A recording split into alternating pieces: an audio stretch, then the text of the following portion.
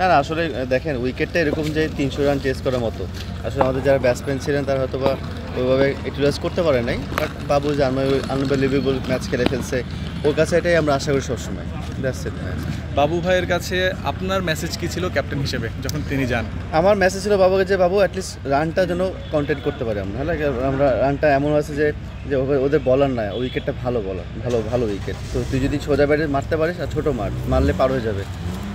এই করতে করতে ও রানটা কমাই দিচ্ছে। তো যখন 30 বলে 30 রান লাগে তখন বলছে যে নর্মাল খেলা এখন। দ্যাটস ইট ভাই। অবিশ্বাস্য ফিনিশিং তিনি করেছেন ঠিক আছে, বাট তার আগে বেসটা আপনি তৈরি করেছেন। আপনি প্রথম 50 করেছেন এই ইনিংসে, তো সেই সম্পর্কে জানতে চাই আপনার টার্গেট কী ছিল বা ইনিংসটা খেলে কেমন লাগলো? না দেখেন ওই যে বললাম যে ফার্স্টে বললাম উইকেটে এত সুন্দর উইকেট যে ব্যাটটা রাখলেই এক হচ্ছে, তো ডট বল খেলার কোনো চান্সই নাই। আর যেটা খুশি সেটি মারতে পারবেন। আমি হয়তো বা চেষ্টা করছি যে বল টু বল খেলার জন্য। তো আমি আমার পার্টনারকে বলে এটাই করছি যে আমরা যদি 20 ওভার টার্গেট করি, 120-40 টার্গেট করি, তো আমার জন্য ভালো হবে। তো বেসটা ঠিক করেছে, বাবু ফিনিশিং করে দিয়েছে আলহামদুলিল্লাহ। ক্যাপ্টেন্সি পাওয়ার পরে মেন্টালিটির জায়গাতে কেমন পরিবর্তন রাখছেন বা আনছেন?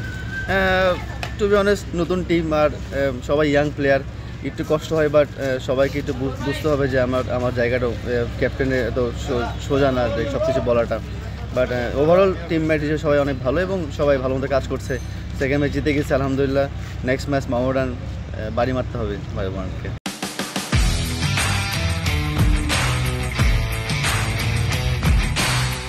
বাড়িটা মারতে হলে আপনার পার্সোনালি কি করতে হবে?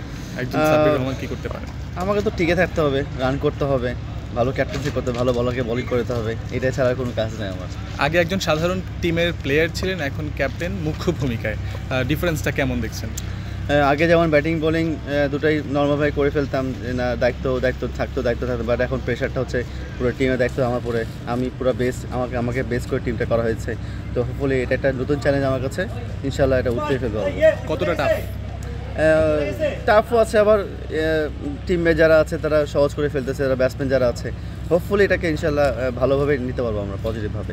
আমরা যদি দেখি একেবারে জিম আফরো T10 থেকে এখনও পর্যন্ত মাঝে BPL গেছে বা যে কটা টুর্নামেন্ট খেলেছেন, আপনার ব্যাটিং বেশ উন্নতির দিকেই যাচ্ছে, সেটা আপনারও মনে হচ্ছে কিনা?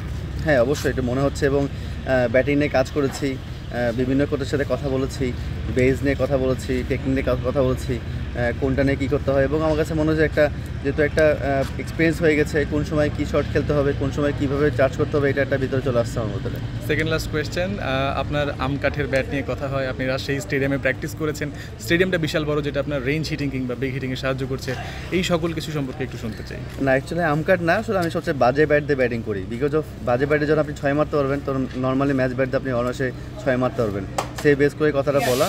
আর রাজশাহীতেও উইকেট অনেক চমৎকার হয়, এবং রাজশাহী পুরো উইকেট নিয়ে ব্যাটিং করেছি, রেঞ্জ হিট করেছি। তো আমার কাছে মনে হয় প্র্যাকটিসটা আমার কাছে কাজে দিয়েছে। এই মুহূর্তে ন্যাশনাল টিম নিয়ে আপনার ভাবনা? ডিপিএলটা চেষ্টা করে ভালো খেলার জন্য, একটা যদি টপ 5 রান গেড়ে থাকতে পারি, তো অবশ্যই একটা সিলেক্টরদের একটা নজর থাকবে আমার পরেই। হোপফুলি এটা শেষ করতে পারে, ভালো লাগবে। Thank you.